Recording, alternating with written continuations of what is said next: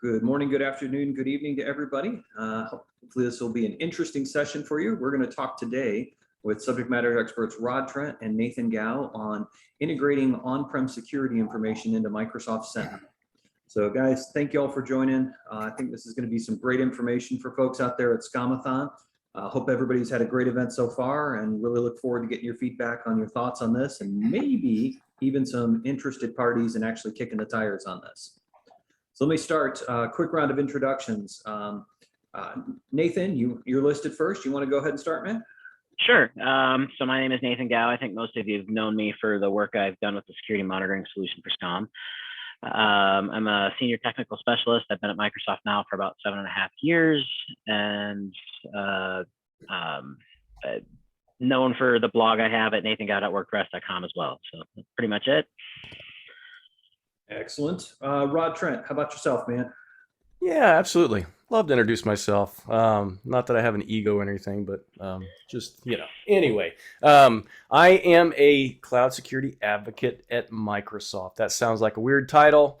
Literally what that suggests is that I am an evangelist for whatever topic I am an expert in at Microsoft. In this case, I work in security at Microsoft, and very specifically to our topic today, I work with Microsoft Sentinel.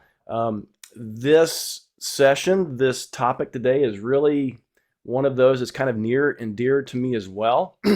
Prior to joining Microsoft for 20 years, I worked with all kinds of System Center products. One of those products was SCOM. So again, this is kind of near and dear to me, and I love this discussion of connecting this SCOM environment or this on-premises solution to Azure, to the cloud, to Microsoft Sentinel for security purposes as we talk about today. So this is, like I said, this is absolutely my field of interest and my expertise to talk about. So I truly appreciate everyone joining and interested in this topic, and hopefully we can energize you, evangelize in a way, because that's obviously my title, to get you as interested in this as I am. That's awesome. Cameron Fuller, you may have seen me on some of the previous SCOM-a-thon events. My background is in monitoring, whether in SCOM or in the cloud, automation as well. 15-year cloud data center management MVP, and really excited to get a chance to chat with these two. Just as a background for those who don't know, this concept for this was actually occurred at the last SCOM-a-thon. So Nathan was doing a session where he was introducing his security pack, and I started bugging him even before his session was done, going, ooh, we got to get this in Sentinel. We got to get this in Sentinel. So it's really kind of cool to see this has come around full circle, where we've reached a point where we went from, hey, we have this pack over here for SCOM, to now we have a functioning way to integrate this into Sentinel, and very much due to the two, to Nathan and Rod, because they're the ones who really made this whole thing happen. So with that, let's jump into what we're going to talk about today. We're starting with an introduction for the security monitoring management pack in Sentinel. The two SMEs you've got here obviously are going to explain their individual pieces of that. We're going to talk through some of the benefits of the solution, some of the cost impacts, and then we're going to go, why is this really relevant to SCOM administrators such as yourselves? Why should you care about Sentinel? Why should you care about security? Let me give you a hint right out of the gate. Job security. Really, really good to know about security for job security, among other things. So with that, you've already seen all the different folks that are involved and all the different places that we're at. So let's really let's just kind of jump into this now. So Nathan, you want to go ahead and start with, what is the security monitoring management pack? Talk us through this. What is it? What does it do? So came up with the idea back in really 2015 timeframe, just sitting in a class. We were talking about all the things that were going on that an attacker was doing that was sitting in the logs and no one noticed. And I was going, I'm a SCOM SME, and SCOM's really good at parsing logs. And so it started out just as just starting to do stuff in my lab and blog about it. Then it eventually turned into a full-fledged solution. So I think the first thing I published on it was, I want to say 2015 timeframe. I just did a pass the hash attack in my lab, and then I kind of sorted through the event logs and to see what was there. Came up with 3 different rules that I wrote. One of them ended up sticking. The other 2 were too much false positives, that kind of thing. but basically just realize, hey, we've got event logs. There's all sorts of things in there, and no one's looking at them. So the goal initially was to find just breadcrumbs consistent with attacks. Attacker does something that's going to leave logged events. Then we can generate alerts off of those. It kind of morphed. It started out as find the breadcrumbs, and it morphed into a lot of best practice type things that we can monitor as well. So you start getting into things like GPO changes, right? That's not necessarily inherently a security event, but that's also something that shouldn't be happening very often. Legacy protocols was another piece that kind of came up, right? It's like I can detect, or we can detect with this thing. We can detect, until MB1, right? Maybe you care about it, maybe you don't. I mean, that's one of those things that's off by default. But if you want to see where you actually have NTLM1 authentication in your environment, this is something you can flip on and run a report, and now you know who's doing it. So same with Landman or some of these other legacy protocols. SMB1 was another one we kind of wrote in when WannaCry came out. So kind of get the idea that it's just morphed into a security best practice tool.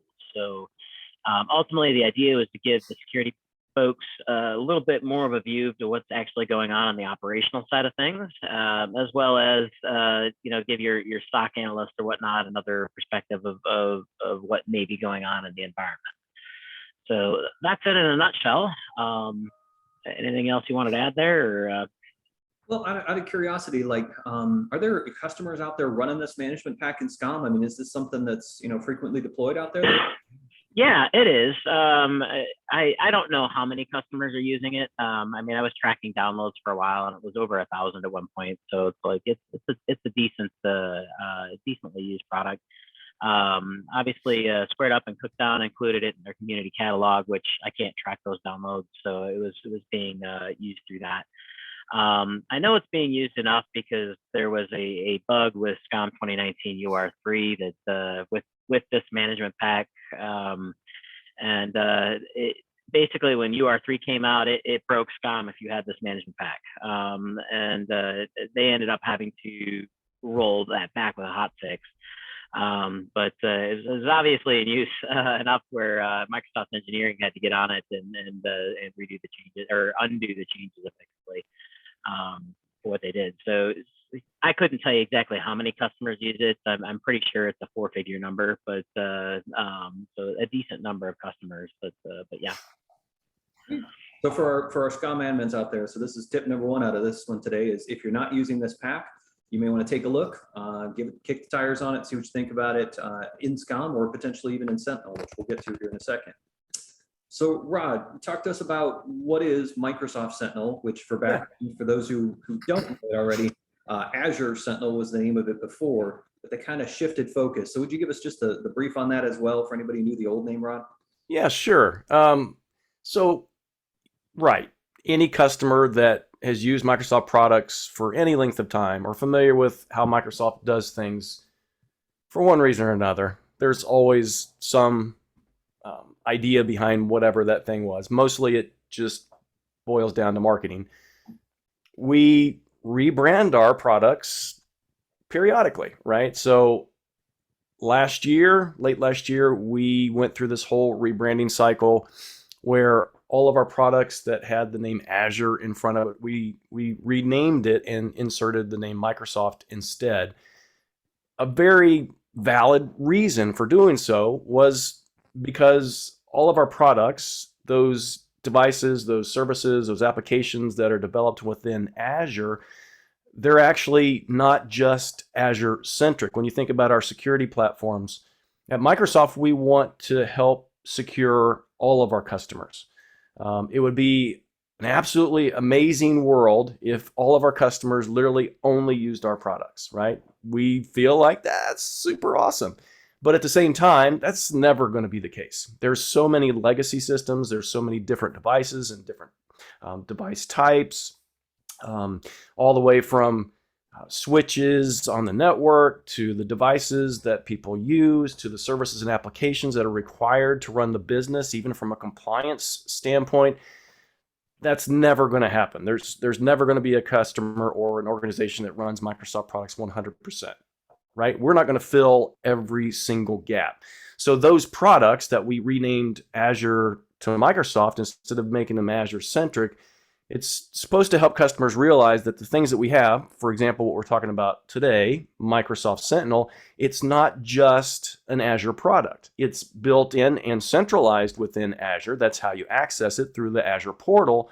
But at the same time, in relation to what we're talking about today, which is very important, you can ingest data or log files, log sources from literally anywhere in any device in any location, right? So what we're focused on today talking about is the on-premises piece, right? So it's very easy. We've made it very easy for customers to ingest data from on-premises, whatever that device happens to be. Again, maybe it's a Cisco switch, maybe it's a Windows server or Windows workstation. We've made it very easy for customers to be able to take those log files that have very specific security components within those log files to send them to Microsoft Sentinel, so that Sentinel then can use its intelligence, the machine learning, the artificial intelligence that's built into Microsoft Sentinel, to look through those log files for security components, right? So think about it from an on-premises perspective. Think about that log file. Think about that every single device that exists on premises has a log file. And in that log file, there's probably something from a security perspective that's going to give you information about potential exposure, your organization, to whatever threat might potentially exist in the world. You know, everything changes constantly. Security is always evolving. That log file is updated constantly, and it grows and grows and grows, right, to exponential amounts. You would have to hire a single person to look at that single log file all day long to try to kind of piece out all of those security events, right? Oh, here's a security something. We need to take a look at this. Now consider all of the devices you have deployed on premises. One single person, it would just literally break the bank on salary to try to hire enough people to do this. By ingesting these log files directly into Microsoft Sentinel, allowing Sentinel to do its job, you've really created kind of this efficient, cost savings, efficient model for looking through those log files for that security stuff. Now take this on-premises idea, and we do the same thing within Azure. All of our Azure services, Microsoft Office 365, et cetera, all of those Microsoft first-party services, really easy with a couple clicks to ingest those log files into Microsoft Sentinel, right? So user opens an email, they click on a link, the link takes them to probably some nefarious website where it downloads malware. Wouldn't it be nice to kind of know that, right? So just with a couple clicks, you can connect those log files from Microsoft Office 365 directly into Microsoft Sentinel. Sentinel is going to expose that automatically and alert you and tell you that, oh my goodness, you need to check this user out. I don't care if it's your CEO, this individual is doing something that's harmful to your environment and you need to react, right? Now take that model, so we've got the on-prem, we've got the Azure stuff and the first-party Microsoft services, and now extend that to other clouds. Microsoft Sentinel works with AWS, works with GCP or Google Cloud Platform, works with Oracle Cloud of all things, any type. It's really easy to ingest data from anywhere. So these customers that are utilizing all these different platforms, all these different services, all these different devices and applications can literally use Microsoft Sentinel as this central location to expose the security threats within all of those log files. And again, do it in a cost-effective manner instead of having someone having to sift through this. Microsoft Sentinel, though, it's not unlike those tools that you're probably potentially already familiar with. There's other tools like Splunk, Logarithm, QRadar, products like that. It works in much the same manner. However, Microsoft Sentinel has some unique capabilities built into it. Number one, right? As our customers use our services, use Azure, use our on-prem applications, our servers, you use Microsoft Office 365. As you use our products, there's what's called signals developed based on these, right? In these log files. These signals are actually utilized, created by our customers, and then fed back into the system as threat intelligence. So Microsoft Sentinel is unique in the fact that it uses literally trillions of signals of data a day, and it's fed back into the system. So you always have the most current threat intelligence utilized through Microsoft Sentinel. So that new thing that's just reported on CNBC or whatever, this new threat, this new attack, whether it's some Russian hack, team or something, you're going to always have the most current threat intelligence built into Microsoft Sentinel, so that you're always going to be on the cusp of identifying those new threats within the environment. Again, so from that perspective and what we're talking about today, the most important thing that we can kind of come to conclusion about Microsoft Sentinel is that literally you're able to capture all of that information, whether it's the threat intelligence or those log files from on-prem or other clouds, into the central store. Doing so, and I've talked about it from a cost-efficient, cost-effective way, but there's actually better ways to accomplish this cost-effective way of doing this. And this is where we kind of lead today when we talk about this kind of hybrid model utilizing SCOM for Microsoft Sentinel. So that's my best short-term overview, understanding Microsoft Sentinel, but understand that like any Microsoft product, there's so much depth in this, just essentially based on what customers have requested and required over the 2.5, 3 years that Microsoft Sentinel has been a product. This product has grown significantly, and there's a lot of depth here. So again, I just want to focus primarily on this data collection standpoint because that's where we want to talk about today. Okay. Just for a real brief reminder, though, for those who may not be familiar with the terms, can we talk a little bit about SIEM and SOAR and just a quick introduction on, because the Sentinel product is kind of interesting because it's built on top of a whole bunch of existing tech that was already there. So they may be looking at this and saying, oh, I got to learn Sentinel. Well, you may already know a lot of it, depending on what you know. So just a little bit on that, if that's okay. Yeah, absolutely. So one of another unique thing about Microsoft Sentinel, but the power of being able to utilize the cloud is that when Microsoft created this product, we didn't have to start from scratch. We didn't have to look at the models of the existing tools that were out there. Obviously wanted to provide something that was similar and provided similar capability, because these things have been, in use for, the past 10 years or so, right?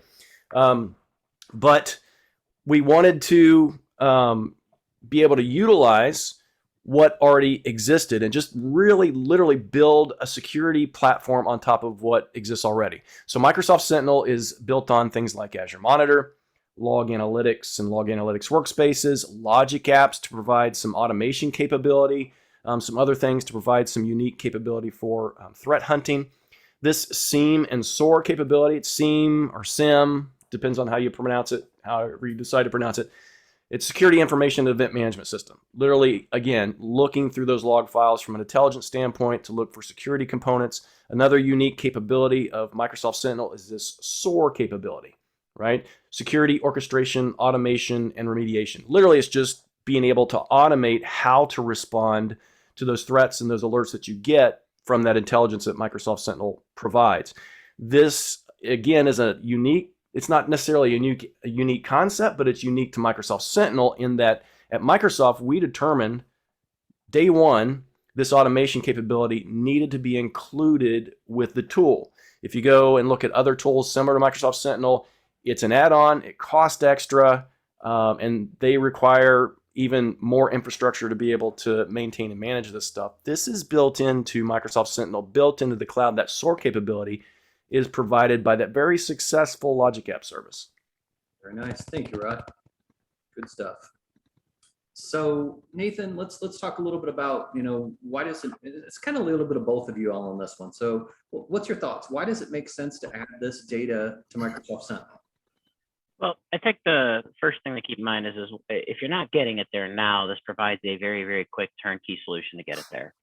So, maybe you don't have, AMA deployed, or you're looking at possibly doing that, but it's going to take some time to do it, right? And, you're talking about lots of infrastructure and you already have SCOM in your environment. You can literally just connect SCOM to log analytics, drop this management pack in, and you're off to the races. So it's very much a means to get in there quickly. The other thing is the SCOM actually has filtering capabilities built into it as a product, right? And so now we have the ability to kind of decide what goes and what doesn't. In the current MMA solution for Sentinel, which is using the same SCOM agent, right, there isn't an option to filter. So you just send everything. Well, that can get really expensive. Yeah. So, you're looking at an option to basically cut down the amount of data that's actually being forwarded to the cloud, because maybe you only want security data, or maybe you just want the events that Sentinel cares about. From that aspect of things, it's a nice filter, and obviously it forwards it directly into the Sentinel, basically making it pretty much near real time. I mean, you'll see this in the demo. We'll generate some alerts in my environment, and that'll be sitting in Rod's Sentinel environment within a few minutes. It's about as close to real time as you can reasonably expect. And then, of course, we've also activated all sorts of on-prem capabilities. So, I've turned on syslog capability in the solution for SCOM, right? It supports Windows event forwarding. Although right now, by default, the system's not forwarding Windows event forwarding items into the cloud. That's something that we can write in with just a little bit of XML on a custom management pack. It's also on my list of things to do. But the point being is that the stuff is there. It's very much turnkey, and with just a little bit of XML, you can send in whatever you want, and it's pretty much immediate. Okay, very logical. Rod, anything you'd like to add to that? Yeah, absolutely. So there's a couple pieces I think of value here in relation to how this connects. Number one, we have the MMA, right? So Microsoft has two agents right now. One's the MMA, Microsoft Management Agent, which has historically been this SCOM agent, and we continue to utilize even today. Even with Microsoft Sentinel, you can install MMA on-prem or in a VM or something in Azure. That's what collects a baseline of security events. So customers that already use SCOM, all they have to do is point, because MMA supports multi-homing, point that same agent, right, to the cloud, right? Or as we'll talk about here shortly in SCOM. So it's the same agent. It's not like you have to learn something new. The other piece of this, like I said, there's two agents. There's a new one. It's called the Azure Monitor Agent, which literally really is the future of this agent. The MMA will be deprecated. I think it's August 24th or something, 2024. Or it's August 2024. I don't know if that's the actual date, but it will be deprecated at that point. There's still a lot of work going on with this new Azure Monitor Agent. There is a lot of functionality and feature capability that from that filtering standpoint that Nathan was talking about, that's going to be built into it. But again, when you consider that you have to install an agent literally on every device that you want to collect log files from, anytime that you move data, whether it's on premises to the cloud or it's from the cloud service to another cloud service, it costs something, right? Moving data costs something. There's no way around that. It's better, in my opinion, and just in my mind, when I'm looking at architecture and how I'm going to deploy something, from a single point, deploying that information to the cloud versus installing an agent literally on thousands of devices and having every single device send their log files to the cloud, right? So having a central repository or central point, almost like a syslog server. Anybody that's familiar with utilizing forwarding rules on your switches and devices, right? Cisco, some of the others create the forwarding rule. It sends to a syslog server. That syslog server captures that data. It sends that data. It filters it if you want to, sends that data wherever you want it to go, whether it's an event hub in Azure or another cloud. But utilizing this method, using the same agent that we utilize today in SCOM and sending it to the SCOM server, that SCOM server does that filtering and becomes that single point to send that data and do that filtering. So when you're sending that data, because it does cost, it's much more cost kind to send data or limited data, the data that you actually want, to the cloud versus literally sending everything and forcing your tool to literally look through every single log. Well said. Good addition. Thank you, Ross. So Nathan, you've had this pack for a while now. What does this mean for the future of this management pack? Well, it's obviously not going anywhere. I've actually I'm supporting two, right? I'm supporting the strictly on-prem version, and then the one that can connect to Sentinel. I'm probably obviously going to be putting more work into this one going forward than the other one, but as new things worth looking for get found out, that XML is going to go into both of them. As a matter of fact, the namespace between the two is the same. So from that aspect of things, you can't actually run them side by side, and that was intentional.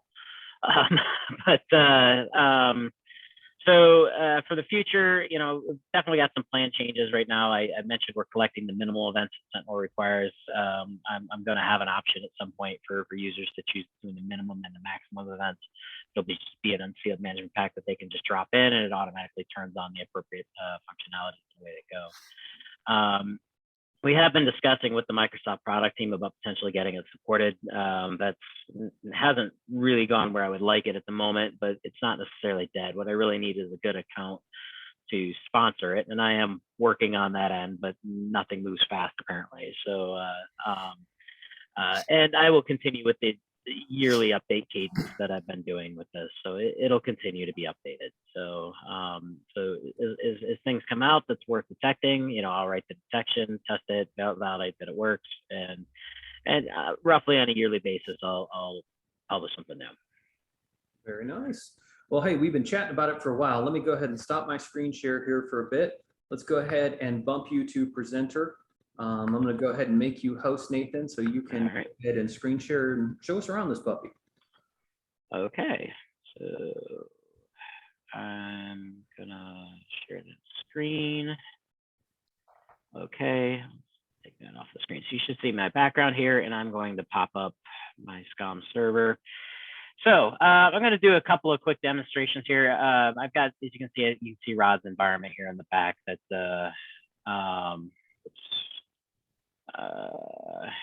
you can see Rod's environment here on the back that that we will kind of go to and forth from. Just to show you real quick in my Active Directory environment, because I'm actually going to do a just a simple demonstration here. I'm going to show you the contents of my domain admins group. Right now, as it stands, you'll see that in the members section, there are 3 accounts in there.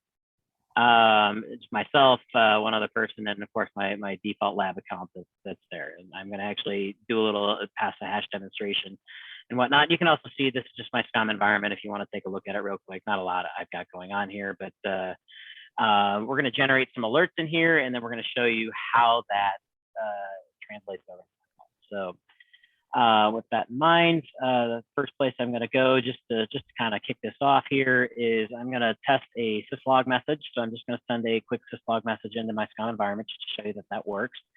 Now that won't, it's not immediate, but we'll see it here. Oh no, well, you'll see it here in SCOM immediately. Sorry, I see it's already popped into SCOM, but it won't show up in the Sentinel just yet here. So I'm not going to run the Sentinel just yet. But can show you something here a little bit more fun. So this is my unpatched Windows Server 2008 machine. Whoa, going a little further in than I would like. And you can see on this machine, you can see that there's a test account signed in. And then you can see that my domain admin account is also signed into this machine, but in a disconnected state. So I want to show you that because that's essentially the tenant behind a pass the hash attack. So what happens is that NA-GAU admin guy is just not very sharp. He has signed on to this account with his domain admin, and unbeknownst to him, there's an attacker who's taken advantage of this test account. So I believe it's in the yeah. I gotta remember the exact syntax where I stored this.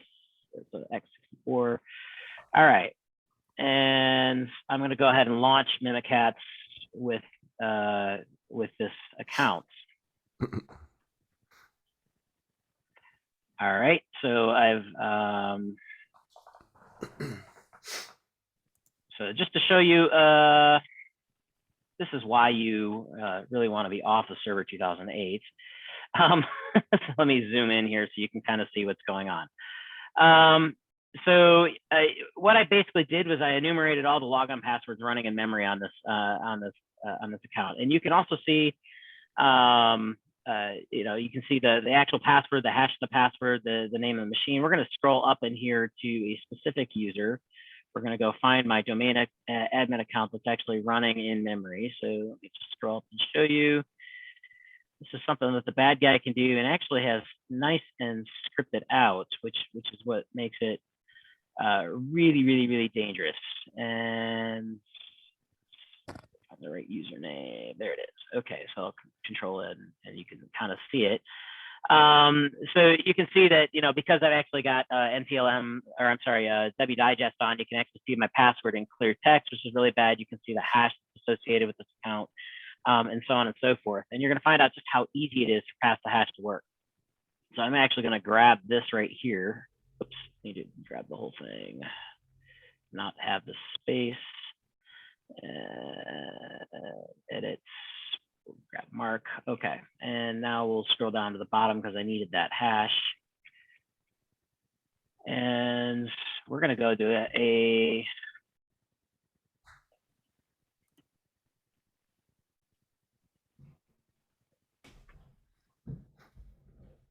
all right. Sorry, I got to pull my syntax up here. All right, so /user.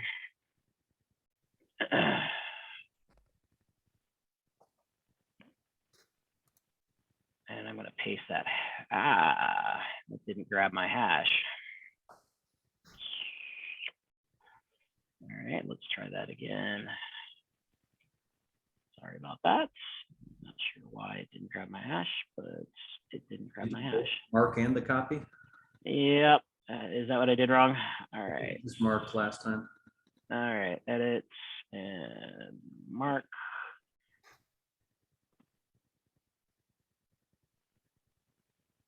All right, let's see if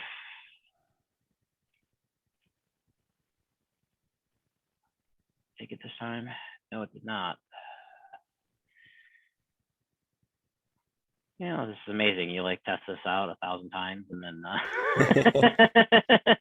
it works just fine. And then when you're actually doing a live demo, it's not very happy. Skip the mark, just go straight to the copy.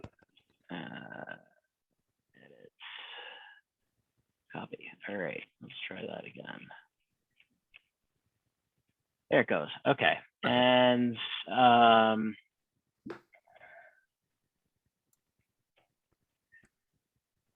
we're going to do a run, and we'll do PowerShell.exe. All right, so as you can see, that actually just launched a PowerShell session and whatnot. So at this point, what I've basically done is I've spawned a PowerShell session now running with the administrators under the administrator's contract. So, all right, and so I'm going to actually pull the Active Directory module in there. So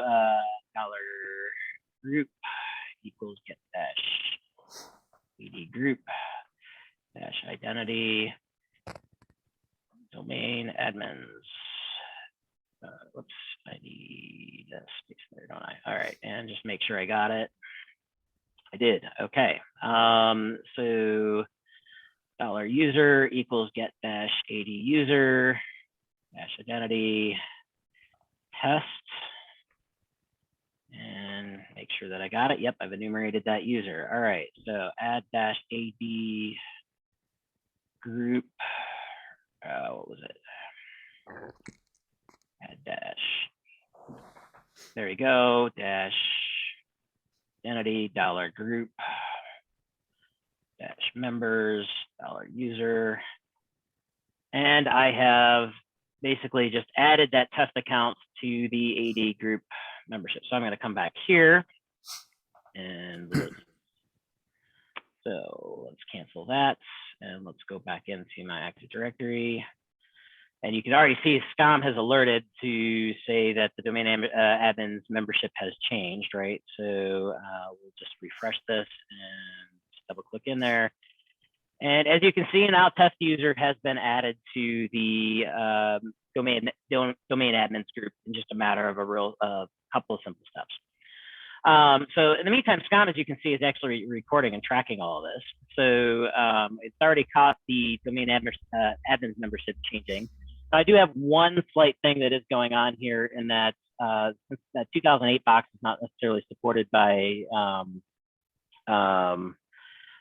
is not necessarily supported by SCOM, at least in this version, of actually using forwarded events, just to show you how event forwarding works. Now that hasn't popped in yet because that's not necessarily, again, going to be quite as real time. It goes to a log collector before SCOM picks it up, but you'll see the security monitoring forward events here with a credential swap alert coming here shortly.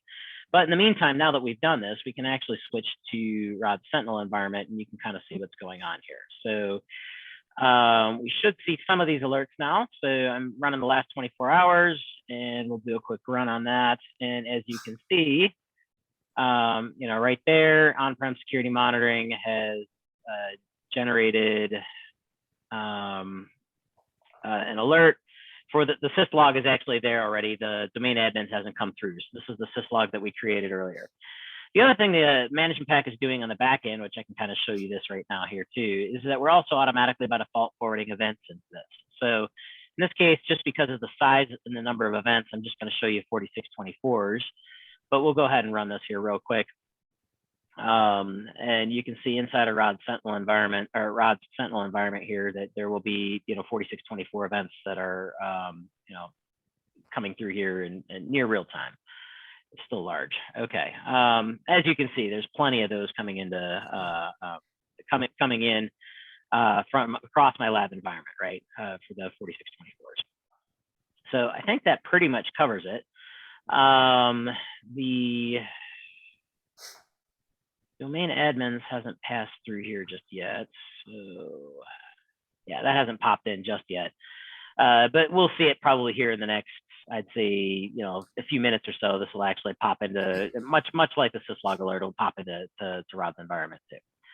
So Cameron, I'm sure that's pretty much what you wanted to see. Did we want to, is there anything else that, Rod, is there anything you'd like to show from a visualization perspective? And we'll see if that data pops in there, given a little bit more time. Yeah, absolutely. If you could turn over host sharing to me. Sure. Handsome family, by the way. Oh, thank you. While you're doing that, I did also want to mention something I should have noted earlier. You brought it to mind a minute ago. Let's see. Oh, still waiting for that. The other thing about a cost perspective, we talked about sending data from anywhere to anywhere, right? Cost something. The other thing, other than just having a central point to send that stuff to the cloud from your entire environment, which is more cost effective. The other thing is that you saw Nathan generating these alerts in the system, and then these alerts get sent to Microsoft Sentinel. So think about that. Instead of sending this huge log file, like we're intended to do for a lot of things for Microsoft Sentinel to get the logs in there, instead we're choosing to send just alerts, right? So these alerts are like what, 2K or less? And these log files can sometimes be gigabytes of data. Just imagine utilizing this type of solution, right? This kind of hybrid model here for SCOM, how much even more that's going to save, sending just alerts versus sending the large log files. Let me see if we've got, oh, we do. Look at that. All right, so I'm going to share my console, my screen here. And I do want to take you through a few things in the console, and then also, and I keep refreshing here, Nathan. The incidents have not shown up from SCOM yet. Do understand that while it's not a gap in security, there is generally a polling, right, that goes on with these agents. These agents poll on a certain time based on the schedule, and so that's that kind of gap in when you see the alerts generated in SCOM versus the alerts that get passed on to Microsoft Sentinel. That value is, you can modify that value, right? So it can pull quicker, more quickly. It could take longer. The other cool thing about that, which we've not even talked about yet before I jump in here, is from disconnected environments. So this agent, right, does cache data. If something happens, it has redundancy built into it, this caching system built into this agent, where if you do lose connection to the cloud for whatever reason, whether it's an act of God, some weather pattern, or some crazy person with a backhoe, down the road or something, cuts through or splices that cable, your connection to the cloud, that agent actually has built into it a mechanism to cache that data locally for a period of time, right? Which that period of time is also modifiable and configurable. This works really well for those organizations that have, for a period of time, disconnected environments. For example,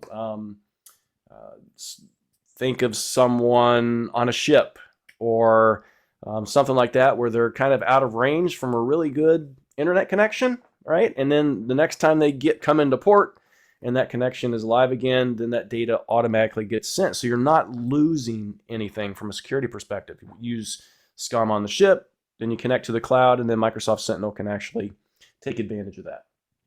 So I did want to kind of mention that. The other piece of this, so right, this is, let me refresh again, just in case it's come in so far. So we don't have any recent incidents in here so far for this, what we call the on-prem solution for SCOM. But if I do go back, I believe, I'll show you what one looks like. If I go back about 30 days, this is the Incidence Blade within Microsoft Sentinel, by the way. This is where Microsoft Sentinel looks through these log files, generates these alerts, combines alerts with other alerts in context with what's going on within the environment, and creates what I like to call little buckets of information or buckets of facts or artifacts for an investigation, right? So if I go through past 30 days, I know I have something in here from that solution. We'll look at that real quick. Yeah, here's one that was generated from the SCOM environment actually just about a week ago. Right? So not 30 days, but about a week ago. And if you take a look at one of these, what one of these actually looks like, once this kind of exposed here on the screen, this is reports when the event log has been cleared on an on-premises system that's being monitored. Event log, or more specific, if a security event log gets cleared even by an admin, that's kind of suspicious information that we all want to know about. Somebody's clearing a security log, they're trying to cover their tracks, right? So that's kind of dangerous. So this is something that's generated on the SCOM side that has filtered in last week. That happened. Sounds like Nathan was goofing off in his environment. But this is the data that was collected, right? So if I go into the entities here, there was a host named Microsoft. It didn't actually capture the user that did it.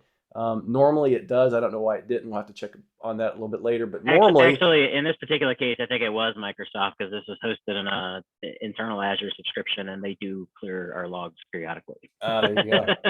Microsoft did it. So it was Microsoft host and Microsoft people. So okay, all right, that makes sense. But see, I have that information here where I could go and investigate and figure out.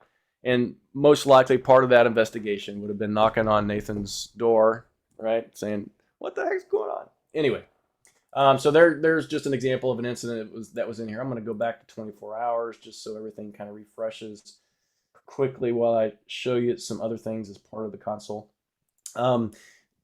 We talked about earlier about Microsoft Sentinel and this intelligence that's built into the product from that threat intelligence. We use within Microsoft Sentinel, anybody that's familiar with Azure and like Azure Monitor and Log Analytics Workspaces and our logs and stuff, and within Azure should be, or at least starting to be familiar with this crazy query language called KQL, or Custo Query Language. If you're interested in learning that, which you absolutely should be, it's a really good thing to have on your resume. There's learning and documentation and stuff about this query language. But Microsoft Sentinel, because it sits on this existing Azure Monitor service, it utilizes KQL, this query language that's built on clusters that enable us to look through and filter through data very, very quickly. These analytics rules within Microsoft Sentinel, the logic, and I'll show you one of these here real quick. We'll go and look at some of these analytics rules that were created for this specific solution that Nathan has for the SCOM hybrid monitoring. This one's on Prem for Sentinel event log cleared. That's that incident that we just looked at, right? So that thing that we were looking for happened last week. This analytics rule, the intelligence built in here based on this silly query language, very simple, easy to learn, looked through that alert, looked through that data and determined, hey, this absolutely happened. I need to alert my security team, right? So it generated that bucket, that bucket of artifacts within the system so I can do some investigation. I can be, number one, alerted about it, but then also I can do something about that, right? So this is what one of these analytics rules looks like. We have several analytics rules created for this on-prem solution, this hybrid Sentinel solution already. It's really easy to create your own. The things that Nathan is generating in SCOM, the things that he has identified that on-premises customers definitely want to be notified about, we can create analytics rules for that within Microsoft Sentinel. So we do kind of have that one-to-one sync between the two environments. The other piece of this I wanted to kind of highlight here too as part of this, part of the Sentinel environment. If I go to my workbooks, we have visual reporting capability built into Microsoft Sentinel. Again, because we're sitting on top of Azure Monitor and using that capability, Azure Monitor has what we call workbooks. So if I go into a workbook here, and these workbooks are powered again by that same query language. So you start to get comfortable with KQL, you're going to literally be able to do anything within Microsoft Sentinel and any of our services and products. This is based on that KQL. This is a workbook that's been created for this solution. It's a very simple one. Haven't gone much farther than just providing some of the aspects, but you can create any type of reporting that's going to be critical or based on what you have for your security team, whatever your policy is, the things that you want to monitor from a reporting perspective. And these reports that you can pass along to management to say, hey, this is how we performed with our security operations over the past 30 days or whatever. These are the event IDs that have been generated by the on-prem security monitoring system over the past 90 days. So there's been 38 of them. Most of them have been spawned, 4688 event ID. These are the users that have been captured by the system that have performed all these events over the past 90 days. We have a different way to kind of display that. I'm a very visual person. These things are meaningful to me, these little pretty pictures, right? I prefer to read comic books than read novels because it's much easier for me. I like the pretty pictures. There's a lot of people like that, but there's also ways to look at this, right?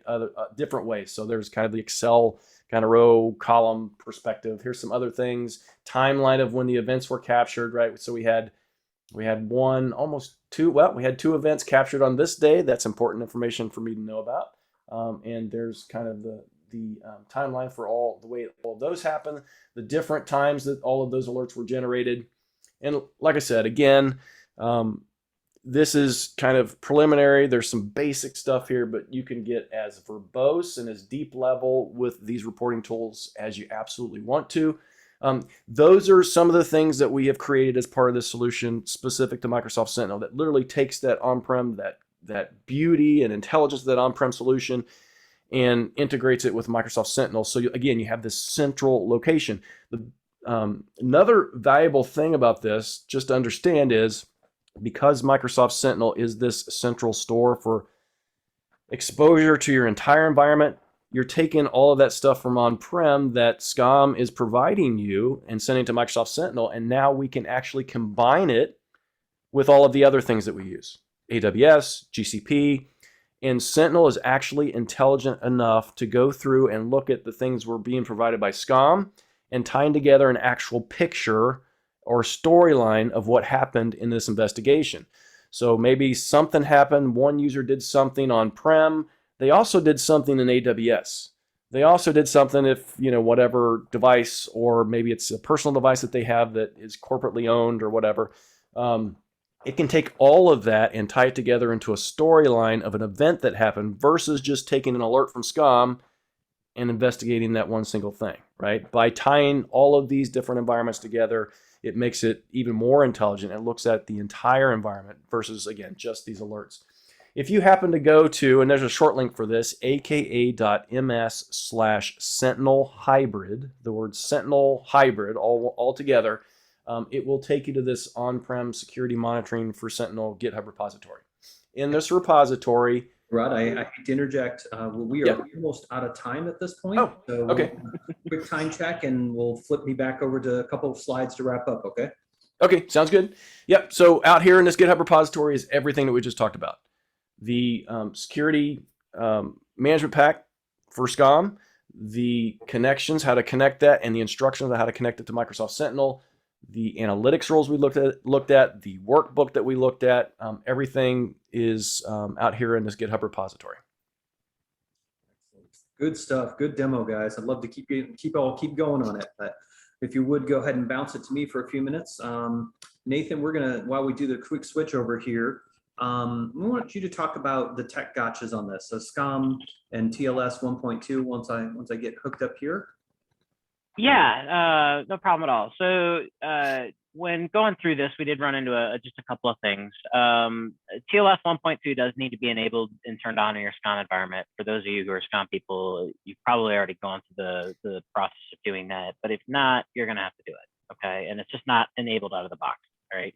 Not that big of a deal. It can be done in a few minutes, but it's just one of those things where you're not going to be able to connect to Azure without TLS 1.2. The second gotcha that we've run into is that not every log analytics workspace supports, not every Azure data center, has the OMS connectivity that's in the log analytics workspace. So for instance, EastUS, I can connect my SCOM environment to EastUS and to a log analytics workspace in EastUS, but I can't do it in EastUS 2. It's just, that is not turned on in EastUS 2. I have not seen documentation as to which data centers have it and which ones don't.